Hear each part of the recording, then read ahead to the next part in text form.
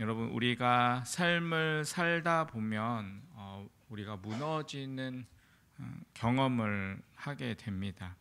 우리 믿음이 흔들리기도 하고 기도의 열정이 식기도 하고, 때로는 공동체 안에서 우리가 실망하거나 또 상처를 받기도 합니다. 겉으로는 멀쩡해 보여도 속으로는 나는 지금 신앙이 무너진 것 같다라는 그러한 탄식을 할 때가 있습니다. 그럴 때 우리는 어디서부터 시작을 해야 할까요?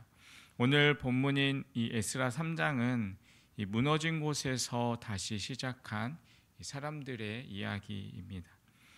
바벨론 포로에서 돌아온 백성들, 또 무너진 예루살렘 성과 성전터 앞에 서 있던 그들은 모든 것이 부족하고 또 낯설고 이 불안한 상황 속에서도 하나님께 드리는 이 예배를 다시 세웠습니다.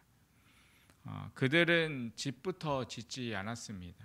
성벽도 궁정도 아니었습니다.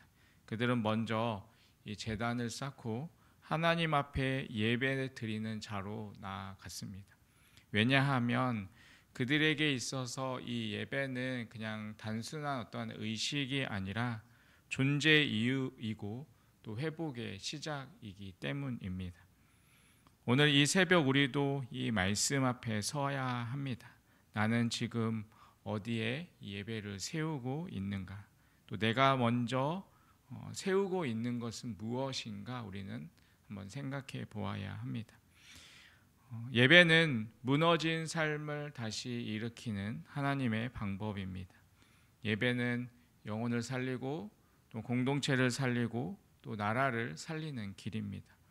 오늘 우리는 이 에스라 3장의 말씀을 통하여서 다시 예배를 세우는 사람은 어떠한 사람인가라는 이 질문을 우리가 함께 생각해 보면서 우리의 삶에 다시 예배의 불을 지피는 그러한 시간이 되시기를 간절히 바라겠습니다.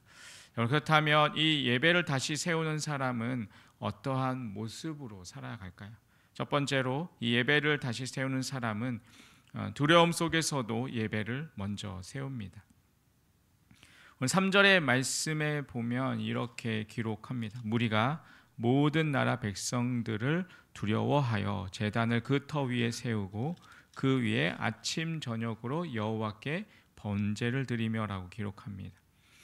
이스라엘 백성들이 포로로 잡혀갔다가 다시 돌아왔을 때 그들이 처음 마주한 것은 회복되어 있던 고향이 아니라 바로 무너진 성전터와 무성한 폐허였습니다. 게다가 예루살렘 주변은 이미 이방 민족들이 가득 차 있었고 그들은 새롭게 들어오는 이 유다 백성들을 경계하며 압박하고 있었습니다. 그러한 상황 속에서 이 백성들이 가장 먼저 했던 일이 무엇이었을까요? 바로 집을 짓는 것도 아니었고 성벽을 쌓는 것도 아니었습니다. 그들은 가장 먼저 하나님께 예배드릴 제단을 세웠습니다.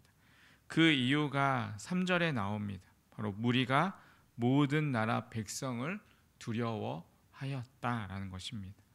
그들은 두려웠기 때문에 예배를 멈춘 것이 아니라 두려웠기 때문에 더욱 하나님 앞에 나아간 것입니다. 여러분, 우리는 종종 두려움이 닥칠 때 예배를 미룹니다. 이 문제가 해결되면 내가 하나님께 예배하겠습니다. 나의 상황이 조금만 더 나아지면 제가 그때 기도하겠습니다 라고 말을 하기도 합니다. 하지만 성경은 우리에게 믿음의 사람은 두려움이 클수록 예배를 먼저 세우는 사람이라고 말합니다. 왜냐하면 이 두려움을 이길 수 있는 유일한 길은 문제를 해결하는 것이 아니라 바로 하나님을 먼저 바라보는 것이기 때문입니다. 이스라엘 백성은 예배가 곧 보호임을 믿었습니다. 그들에게 성벽보다 무기보다 어떤 숫자보다 더 강한 힘은 바로 하나님 앞에 먼저 드리는 그 예배, 곧 이 예배의 불이 꺼지지 않는 것이었습니다. 여러분의 삶에서 가장 두려운 것이 무엇이십니까? 자녀의 미래입니까? 아니면 재정의 어떠한 어려움이십니까? 아니면 건강의 문제입니까? 아니면 인간 관계의 단절입니까? 여러분, 오늘 이 새벽을 깨우신 이 자리에서 바로 이 예배를 다시 한번 회복하고 이 예배를 다시 세우시기 바랍니다. 예배는 우리가 문제를 해결하기 전에 하나님이 우리를 먼저 붙드신다는 사실을 믿는 선언입니다. 두려움은 여전히 우리 가운데 존재하더라도 예배를 먼저 세우는 자리에 하나님의 임재와 또한 도우심이 함께 하실 것입니다. 여러분, 예배는 두려움을 없애는 백신이 아니라 두려움 가운데 나를 지키는 하나님의 장막입니다. 예배는 피난처이고 방패이고 전쟁터 가운데 드리는 고백입니다. 그러므로 오늘 이 새벽에 우리가 해야 할 첫 번째 일은 다시 우리 마음의 제단을 세우고 무너졌던 예배의 자리를 회복하는 것입니다. 혹시 기도의 자리가 우리 가운데 무너졌다면 오늘부터 다시 10분의 기도 제단을 쌓아 보시기 바랍니다. 혹시 우리가 말씀을 읽지 못하고 있었다면 오늘부터 다시 하루 한 장의 말씀의 제단을 쌓아 보시기 바랍니다. 하나님은 완전한 예배보다 두려움 속에서도 먼저 예배를 세우는 우리의 중심을 기뻐하십니다. 여러분, 이스라엘 백성처럼 두려움 속에서도 먼저 예배를 세우며 살아가는 그러한 우리의 삶이 되시기를 간절히 주님의 이름으로 축원드리겠습니다. 두 번째로 예배를 세우는 사람은 말씀에 따라 예배를 온전히 드립니다. 오늘 본문 4절에 보면 이렇게 기록합니다. 기록된 대로 초막절을 지켜 번제를 매일 정수대로 날마다 드리고라고 기록합니다. 돌아온 백성들은 제단을 세운 뒤 아무렇게나 예배를 드린 것이 아니었습니다. 그들은 하나님께서 모세를 통해서 주신 규례, 곧 율법의 말씀에 따라서 정확하게 이 절기를 드렸고 정해진 순서와 방식대로 매일 이 예배를 드리도록 회복했습니다. 여기서 중요한 사실 하나가 있습니다. 그들은 그동안 예배를 한 번도 드려본 적이 없는 사람들이 아니었다라는 점입니다. 그들은 이 포로 생활 내내 하나님을 사모하며 살았던 이들도 있었고 또 일부는 그 긴 시간 동안 이 신앙을 잊어버리고 살아온 이들도 있었을 것입니다. 그런데 이제 돌아와 보니 다시 하나님께 서는 이 순간에 그들은 하나님이 정하신 그 말씀의 방식대로 예배를 드리기로 선택했습니다. 왜 그렇습니까? 이 예배는 내 방식으로 드리는 것이 아니라 하나님이 원하시는 방식으로 드리는 것이기 때문입니다. 여러분, 우리도 예배를 드립니다. 매주 이 예배의 자리, 또 이렇게 새벽에 깨워서 이 예배의 자리에 나옵니다. 찬양도 하고 또 때로는 하나님 앞에 예물도 드리고 우리가 말씀을 듣습니다. 그런데 혹시 여러분, 우리가 예배를 내 감정에 따라 움직이는 예배, 내 형편에 따라 드리는 예배를 드리고 있지는 않으십니까? 기분이 좋을 때는 감사하지만 마음이 상하면 우리의 입을 꾹 다물고 시간이 날 때는 말씀을 펴지만 바쁘면 예배는 뒷전이 되고 나에게 어떠한 감동이 오면 기도는 하지만 상황이 안 풀리면 예배 자체를 포기해 버리는, 여러분, 그러한 예배가 있다면 우리는 지금 다시 말씀 앞에 근거한 예배로 돌아가야 합니다. 하나님은 감정의 기복보다 말씀에 순종하는 한 걸음의 예배를 더 귀하게 보십니다. 오늘 본문의 5절과 6절에 보면 이 백성들이 정해진 절기, 곧 이 초막절과 또 매일의 제사를 꼬박꼬박 지켰다라고 나오고 있습니다. 이는 그들이 예배를 정기적으로 또 의무적으로 또 말씀대로 드렸다라는 뜻입니다. 여기서 의무적으로 드렸다라는 이 단어가 부정적으로 들릴 수는 있지만 사실 신앙은 우리의 감정이 아니라 습관이 되어야 하는 순정이기도 합니다. 신앙의 경건은 하루아침에 쌓이지 않습니다. 매일의 예배, 또 매일의 기도, 매일의 순종이 쌓일 때 그 예배는 어느새 우리의 인생을 지탱하는 기둥이 됩니다. 오늘날 우리의 예배도 마찬가지입니다. 감동을 추구하기보다 말씀을 따라 예배드리는 훈련이 필요합니다. 나는 이제 예배를 드렸으니 충분하다라는 자족이 아니라 나는 오늘도 이 하나님의 말씀 앞에 순종했는가라는 것을 돌아보는 예배여야 하는 것입니다. 여러분, 예배는 우리가 주인이 되는 자리가 아니라 하나님의 말씀이 우리를 이끄시는 자리가 되어야 합니다. 오늘부터 다시 예배 전에 말씀을 묵상하는 시간을 가져보시고 주일 예배를 준비하는 토요일 저녁에 우리의 마음을 다시금 회복시켜 보시기 바랍니다.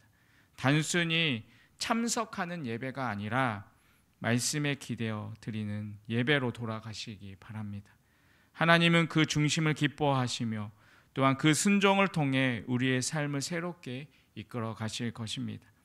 말씀을 따라 예배를 온전히 드렸던 이 백성들처럼 우리도 이 순종의 예배자로 살아가는 그러한 우리의 삶이 되시기를 간절히 주님의 이름으로 축원드리겠습니다. 마지막으로 예배를 다시 세우는 사람은 기초 위에서도 믿음으로 찬양합니다. 오늘 예배 본문의 마지막 부분으로 가면 이 10절부터 13절까지는 성전의 기초가 놓였을 때 일어난 이 감격의 예배의 장면을 보여줍니다. 아직 성전은 완공되지 않았습니다. 벽도 없고 아직 지붕도 없고 아무것도 없었습니다. 그런데도 그들은 그 기초만 놓인 자리 위에서 하나님을 향하여서 온 힘을 다해 찬양을 하였습니다. 그 장면이 10절부터 11절에 기록되어 있습니다. 여러분, 이 장면은 아직 아무것도 이루어진 것이 없는데 그 기초만 보고도 찬양하는 것, 여러분, 이것이 바로 믿음의 찬양입니다. 하나님께서 하실 일을 미리 찬양하는 믿음, 결과가 보이기 전에 하나님은 선하다고 고백하는 입술, 이것이야말로 진짜 예배자의 태도의 모습입니다. 그들은 지금 완성된 이 성전을 보고 감격하는 것이 아니라 하나님이 이 일의 시작을 허락하셨다라는 그 사실 하나만으로 찬양하고 있는 것입니다. 그런데 본문 12절에서 13절에 보면 아주 인상적인 장면이 또한 이어집니다. 거기 보면 제사장들과 레위사람들이 나이 많은 족장들의 첫 성전을 보았으므로 이제 이 성전의 기초가 놓임을 보고 대속 통곡하였으나 여러 사람은 기쁨으로 크게 함성을 지르니 백성이 크게 외치는 소리가 멀리 들리므로 즐거이 부리는 소리와 통곡하는 소리를 백성들이 분간하지 못하였더라라고 기록합니다. 이 감격의 예배 속에서 기쁨의 찬양과 또한 이 아쉬움의 눈물이 또 함께 터져 나옵니다. 이 과거의 성전의 그 영광을 함께 기억했던 사람들에게는 지금 이 현실이 너무나 초라하고 미완성된 것처럼 보였을 것입니다. 그래서 그들은 울었습니다. 하지만 젊은 세대, 이제 막 예배를 시작하는 이 세대는 기쁨의 소리가 넘쳐 흘러났습니다. 이 눈물과 환호가 함께 섞인 그런 예배였습니다. 여러분, 우리의 인생에도 이러한 순간이 있습니다. 아직 해결되지 않은 문제들, 또 아직 완성되지 않은 관계들, 여전히 공허한 삶의 터전 위에 우리는 때로 울고 때로는 웃고 때로는 하나님을 바라봅니다. 그리고 그때 우리가 붙들어야 할 것이 바로 이것입니다. 믿음은 완성된 것을 바라보고 감사하는 것이 아니라 하나님이 일하고 계시다라는 그 사실 하나만으로 찬양하는 것이라는 것입니다. 혹시 여러분의 삶이 지금 기초만 놓인 상태에만 머물러 있지는 않으십니까? 기도하고 있지만 응답은 아직 없고 또 말씀을 붙들고 있지만 여전히 변화는 느끼지 않고 예배는 드리지만 삶은 여전히 고단하고 바로 그러한 때라면 그때가 이 기초 위에서도 믿음으로 찬양해야 할 때입니다. 믿음은 조건이 아니라 태도입니다. 믿음은 상황이 아니라 시선입니다. 믿음은 결과가 아니라 하나님을 향한 찬양의 자세입니다. 그러므로 우리는 지금 이 자리에서도 찬양할 수 있습니다. 왜냐하면 하나님은 지금도 우리 가운데 일하고 계시기 때문입니다. 그리고 그분은 작은 순종 위에 큰 영광을 세우는 분이시기 때문입니다. 그러니 완성되지 않은 현실에 낙심하지 마시기 바랍니다. 이 기초 위에 찬양했던 이 백성들처럼 하나님을 향한 믿음의 노래를 멈추지 마시기 바랍니다. 기초 위에서도 하나님을 찬양했던 이 예배자들처럼 우리도 믿음으로 찬양하며 살아가는 그러한 우리의 삶이 되시기를 간절히 주님의 이름으로 축원드리겠습니다. 오늘 우리는 이 에스라 3장을 통하여서 무너진 자리에서 예배로 다시 시작한 이 백성들의 모습을 우리가 살펴보았습니다.